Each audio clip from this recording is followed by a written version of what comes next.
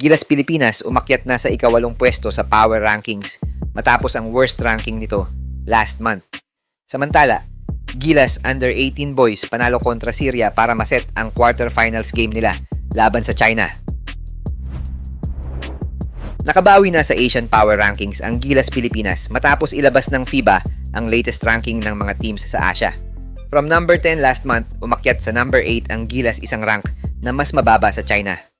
Maraming posibilidad ang pag-angat ng Gilas sa latest ranking, kabilang ang pagbabalik ni Kai Sotto na para marahil sa FIBA ay isang good sign na lumalakas ang pool ng Gilas with Kai Sotto playing sa national team. Malaking bagay yan para sa Gilas ng mga idol para makapag-build ulit sila ng confidence sa FIBA, lalo na't papalapit na tayo sa mas importanteng bahagi ng World Cup qualifiers. Though hindi man naging perfect ang kampanya ng Gilas sa first round, malaking bagay pa din ang pag-angat ng rankings nila para sa motivation na makapasok sa World Cup. Kung matatandaan natin, nagtapos ang Gilas sa first round na may 2 wins at 4 losses, pero nakapasok pa rin sila sa second round kasama ang Australia at New Zealand.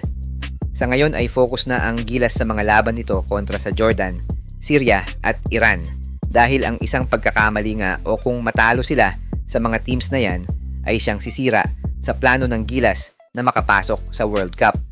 Samantala, pasok na sa quarterfinals ang ating Gilas Under-18 boys matapos nilang talunin ng Syria 72-63 para tapusin ang group stage at maset ang game nila sa China para sa semi-slot ng FIBA Asia Cup. Though naging dikit ang laban ng dalawang teams, sa buong game nagawa pa din ng Gilas boys na ma-pull out ang panalo sa last quarter ng game. Umabot pa ng 11 points ang abante ng Syria, pero all eyes ang depensa ng Gilas na na-convert naman nila sa mga easy basket kaya nila nakuha ang panalo. Malalaglag naman ang Syria sa classification phase samantalang maglalaban-laban pa para sa top 4 ang mga natitirang teams kabilang ang Australia, New Zealand at Korea na mga naghihintay na sa mga makakalaban nilang teams sa quarterfinals. Leading scorer ng Gilas boys ay si George Aidan Green, scoring 16 points at 3 rebounds.